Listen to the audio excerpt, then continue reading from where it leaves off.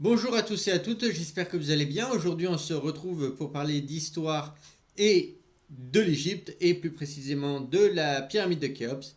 Voilà, ce fameux article, cette fameuse polémique qui est ressortie des poubelles, de là où elle ne devait pas être ressortie, hein, mais bon,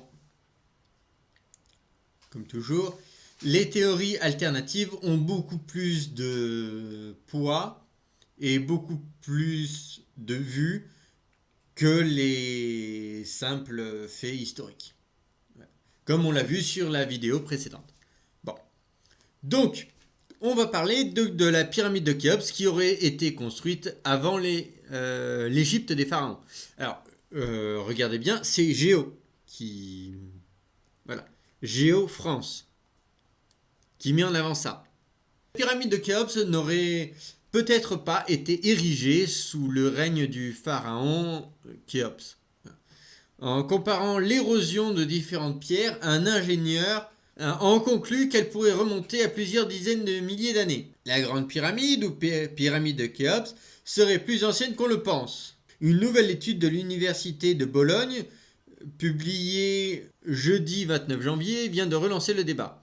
L'ingénieur italien Alberto Domini y remet en question la datation qui situe sa construction vers 2560 avant notre ère sous le règne du pharaon Khéops.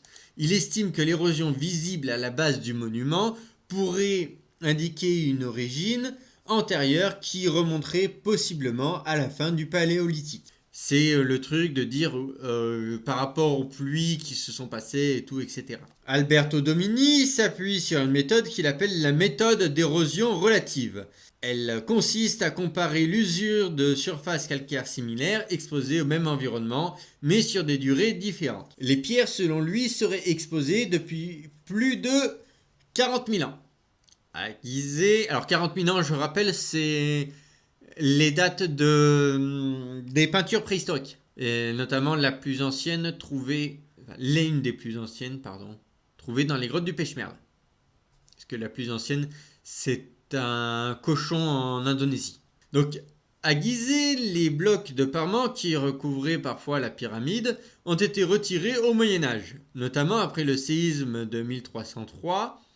Certaines pierres sont donc présentes sur le site depuis environ 675 ans, alors que d'autres le seraient depuis bien plus longtemps, depuis son édification. La différence d'érosion entre ces surfaces permet d'estimer le temps d'exposition des pierres plus anciennes, explique l'auteur. Alors là, il y a un petit problème, parce qu'il y a deux bâtiments différents, et il compare la différence de l'érosion sur ces deux surfaces. C'est-à-dire que vous avez un bâtiment qui est une maison, qui est construite plus en carré, et vous avez l'autre qui est construite, l'autre structure qui est un triangulaire, et vous avez l'autre qui est triangulaire, et donc chacune fait face à l'érosion différemment. Je rappelle que l'érosion se fait avec le vent et avec l'eau aussi. Donc, dans son rapport, il analyse 12 points de mesure répartis autour de la pyramide à plusieurs endroits. Les surfaces anciennes représentent une dégradation nettement plus marquée que celles récemment mises à nu. L'usure observée dans certains recoins correspondrait à plus de 5700 ans d'exposition, mais d'autres points indiqueraient plus de 20 000 ans, et parfois plus de 40 000 ans, avec une moyenne autour de 22 900 ans, avant notre ère. D'accord, ok.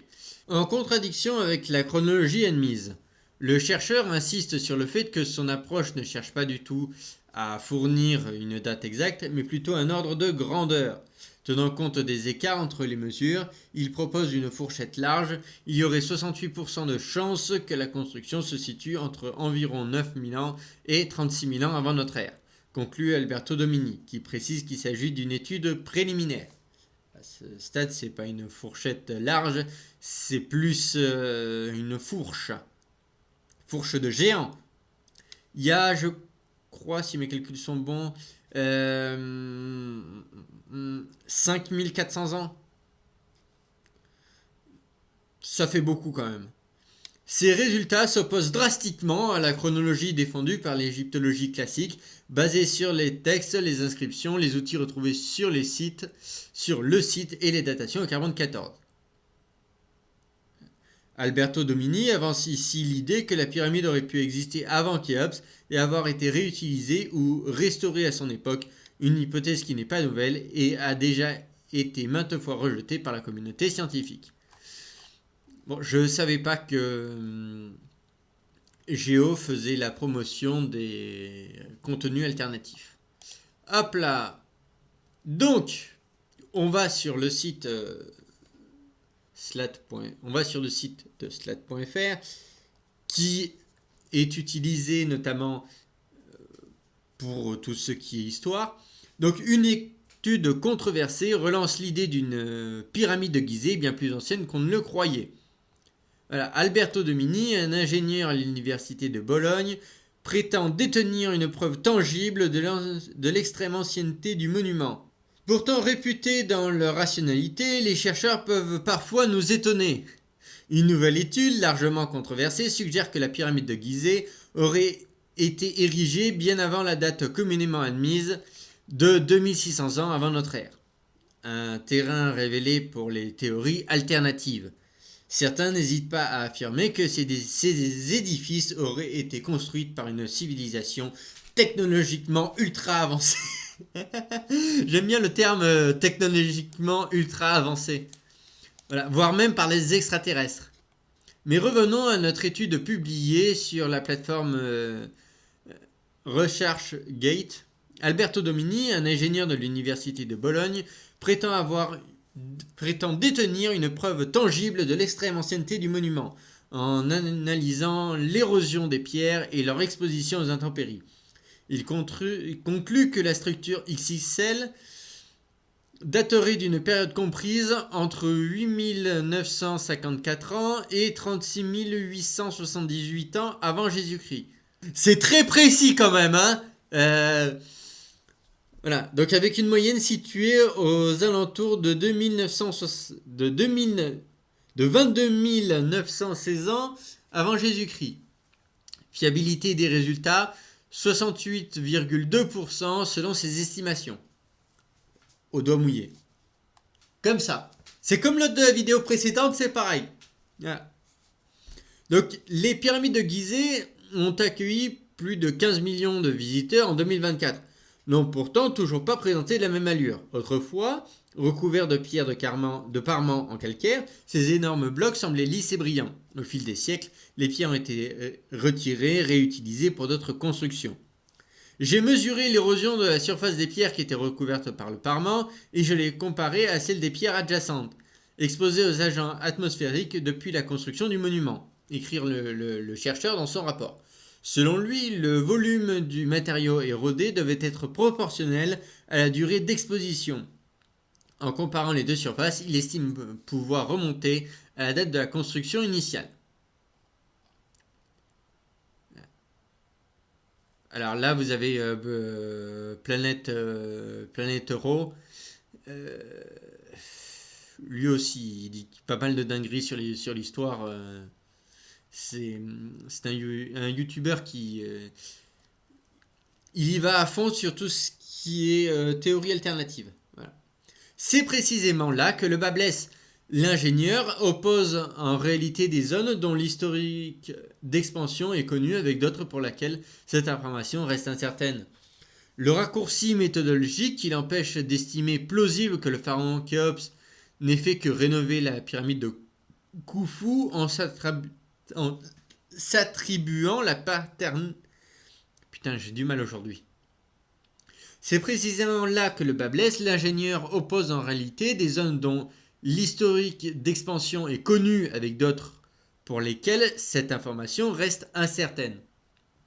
Un raccourci méthodologique qui ne l'empêche pas d'estimer plausible que le pharaon Khéops aurait fait rénover la pyramide de Khufu. C'est ça qui est marrant. Il aurait fait rénover sa propre pyramide en s'attribuant la paternité.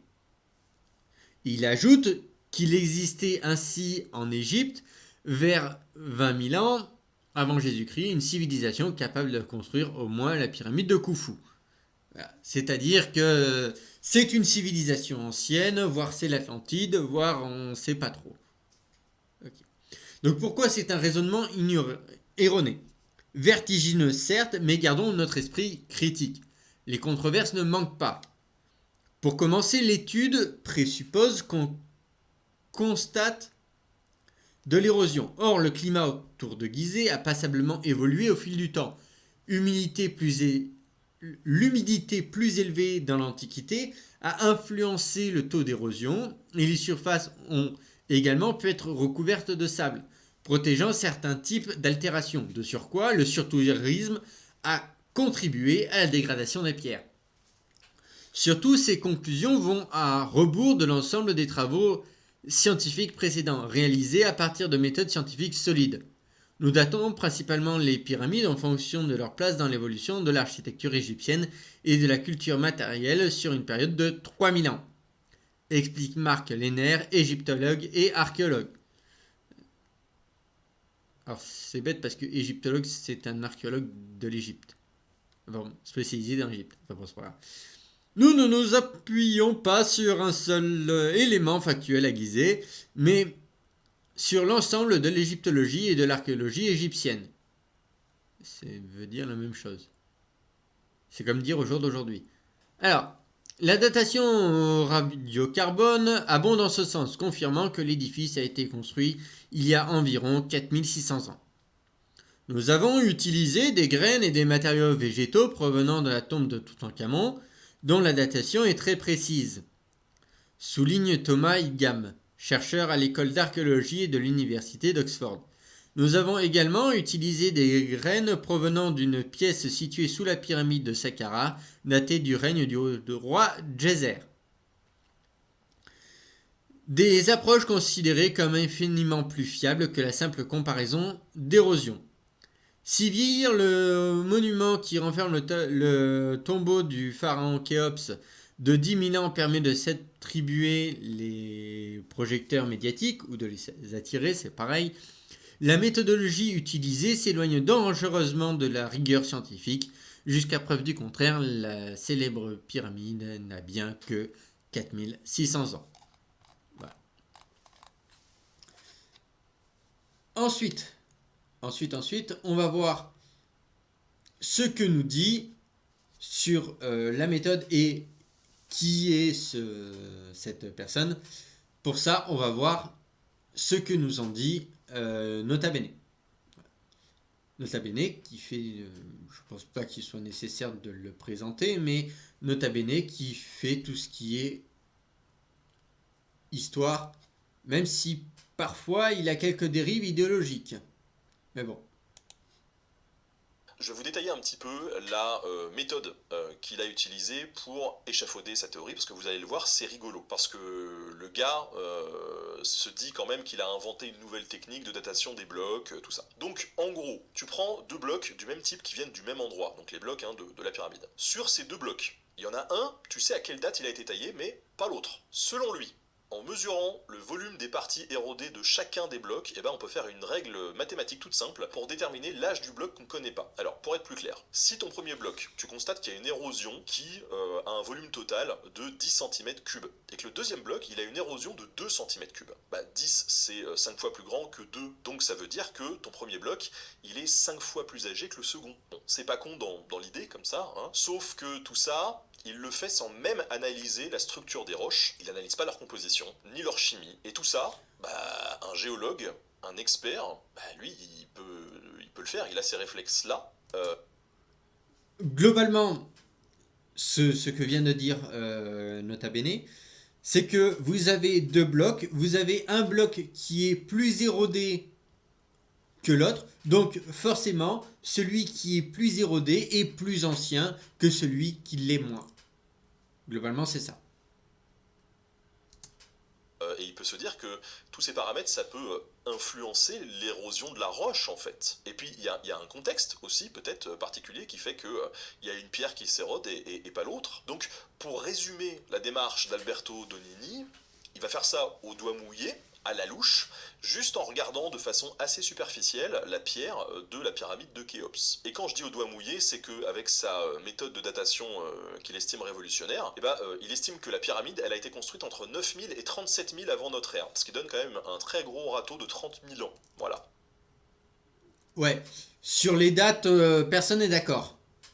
Les chercheurs, eux, hein, pour info, ils estiment que cette pyramide, elle date de 2500 avant notre ère environ. Et donc on a un type qui publie de nulle part, qui est inconnu du monde de la recherche, qui bosse sur des domaines qui visiblement ne maîtrise pas, et qui va faire la leçon aux spécialistes de tous les pays qui bossent sur la question et qui seraient ravis honnêtement si un jour il y avait une découverte comme ça. Moi j'en suis sûr, tous les égyptologues, les archéologues, tout ça, s'il y avait un truc vraiment, une découverte de malade qui venait remettre en question tout ce qu'ils savaient, ils seraient tous comme des oufs en se disant ah mais comment ça se fait, c'est incroyable et voilà, et ils iraient regarder le truc et je pense qu'ils seraient tous très heureux en fait, mais c'est pas le cas. Voilà.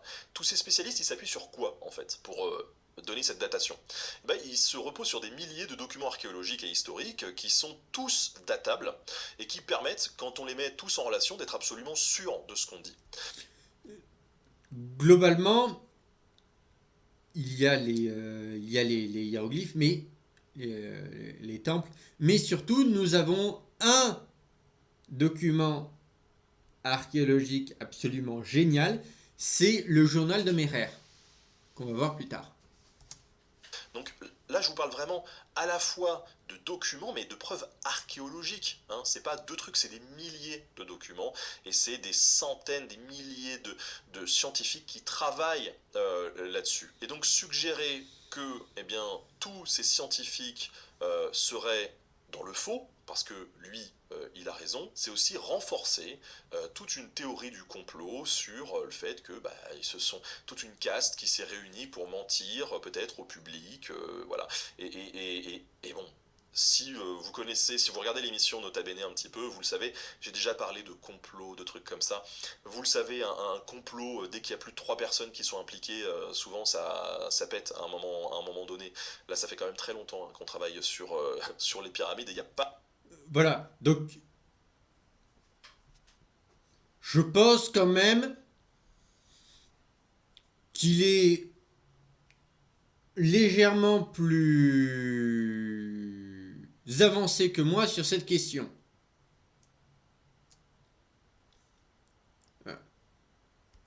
Pas mal de trucs qu'on connaît et que parfois sur internet on a des gens, des randoms qui vous disent ah mais on ne sait pas, il y a des zones de mystère. Alors, Exactement. C'est exactement la même chose que fait le Margoulin de la dernière vidéo.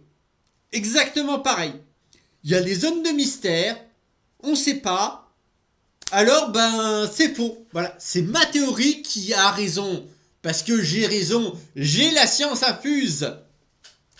alors qu'en fait on sait très bien, hein. C'est juste que la parole est souvent plus donnée à des non-experts dans des médias où malheureusement la désinformation est un peu plus présente sur les réseaux que l'information, que le travail des spécialistes qui lui mérite d'être mis en avant. Justement, je remercie Franck Monnier qui est égyptologue, lui, et qui m'a filé pas mal de tuyaux qui m'ont permis de réagir à chaud suite à cet article qui m'a un peu saoulé. Donc, n'hésitez pas à aller vous renseigner sur ses travaux à lui, sur les travaux d'autres égyptologues. Franck, d'ailleurs, je l'ai reçu dans une émission sur Twitch qui sera rediffusée bientôt sur YouTube et en podcast absolument partout, hein, sur le podcast Nota Bene. Donc voilà, n'oubliez pas de multiplier les sources, de faire attention avec les messages trop sensationnalistes. Vous pourrez objecter le fait que moi je fais une vidéo aussi pour faire cliquer là-dessus. Mais je pense que j'entretiens pas l'ambiguïté dès le départ hein, sur le fait que ça y est, il y a une révolution quoi. Ou en tout cas, il faudrait le débunker dès le début de la vidéo comme je le fais en fait ici, même si miniature est accrocheuse ou je sais pas. Et encore une fois, c'est toujours un équilibre à trouver, mais voilà, les découvertes et les remises en question, il y en a encore, et c'est tant mieux, mais il faut être solide sur ses appuis quand on présente ses travaux, il faut que derrière ceux qui relayent l'info aussi, notamment les grands médias, puissent faire un solide travail de vérification et de vulgarisation, parce que sans ça, on ne peut plus avoir confiance en ces médias, et ça nous mène tout droit dans les crises qu'on connaît actuellement. Le problème, c'est qu'il y a des médias, justement, qui propagent des faits, mais sous l'idée d'une idéologie, on va considérer que c'est faux. Et je m'en fous. En relayant toutes ces thèses sans être clair sur ce qu'elles sont, on leur donne une caisse de résonance et je trouve ça bien dommage. Voilà, bon, un grand merci à Nota Bene qui, grâce à lui, j'ai pu faire ce sujet de vidéo. Donc, qu'est-ce que le journal de Merer? Donc, aussi connu sous le nom de Papyrus Jarf, c'est le nom donné à un journal de bord écrit vers 2560 avant notre ère qui... alors, j'aime bien... Avant notre ère, c'est pour pas dire avant Jésus-Christ. Pourquoi? Parce que comme dire avant Jésus-Christ, ça a été mis par un moine, donc du coup c'est chrétien, et donc du coup tout le monde ne s'y reconnaît pas avant Jésus-Christ, parce que tout le monde ne reconnaît pas Jésus-Christ. Il n'y a pas de souci, sauf que nous sommes toujours quand même en 2026. Avant notre ère, c'est exactement pareil qu'avant Jésus-Christ. Voilà. Quelle est notre ère? Mystère. Parce que dans ce cas-là, notre ère, ce serait maintenant en fait, puisque c'est la notre d'ère, c'est dans laquelle on vit. Donc le texte est découvert en 2013 par une mission française en plus, sous la direction de l'égyptologue Pierre Talley. Elle met au jour un dépôt de papyrus, ce sont des registres des équipes qui transportaient des pierres de la Grande Pyramide le long du Nil jusqu'au site de Gizeh, pendant le règne de Khéops. Le journal de Merer est la première référence historique décrivant la vie quotidienne des personnes qui travaillaient à la construction de la Grande Pyramide. L'archéologue égyptien Zahir Hawass décrit les textes comme la plus grande découverte égyptienne du XXIe siècle. Outre Merer, quelques autres personnes sont mentionnées dans les fragments. Le plus important est Ankar, demi-frère du pharaon Khéops, connu par d'autres sources, qui aurait été prince et vizir sous Khéops et ou Khéphren. Dans les papyri, il est appelé noble et surveillant de Rachir Khufu, ce dernier lieu étant le port de Gizeh où, selon Talley, les pierres de revêtement étaient transportées. Voilà. Donc je vous mets tout ça dans la description. Alors on a aussi National Geographic qui en parle, du papyrus de Merer, du journal de Merer. Et nous avons aussi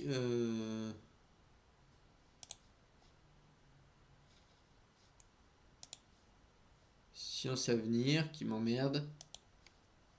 Mais surtout, le plus important, c'est que nous avons ici... de toute façon, je vais mettre les sources dans les descriptions. Voilà, le papyrus de la mer Rouge, une épine dans le pied de la pyramidologie. Voilà, c'est-à-dire les pseudo-archéologues qui contestent tout ce qui en est. Voilà. Et j'aime bien parce qu'il dit...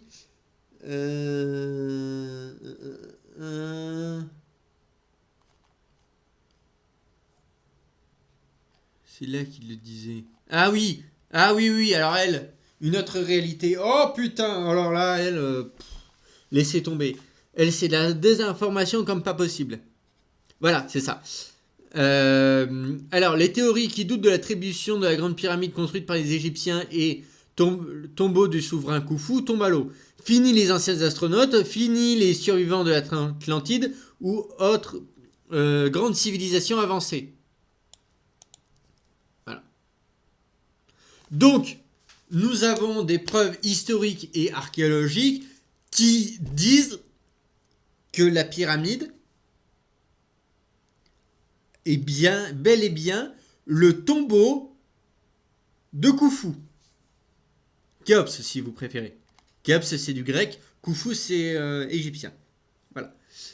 Bon, bah écoutez, dites-moi ce que vous en pensez de cette vidéo dans les commentaires. N'hésitez pas à vous abonner et à mettre un pouce en l'air si cette vidéo vous a plu, à partager, à faire tout ce que il faut pour référencer la vidéo. Et bah écoutez, c'était Kaifré et je vous dis à une autre fois.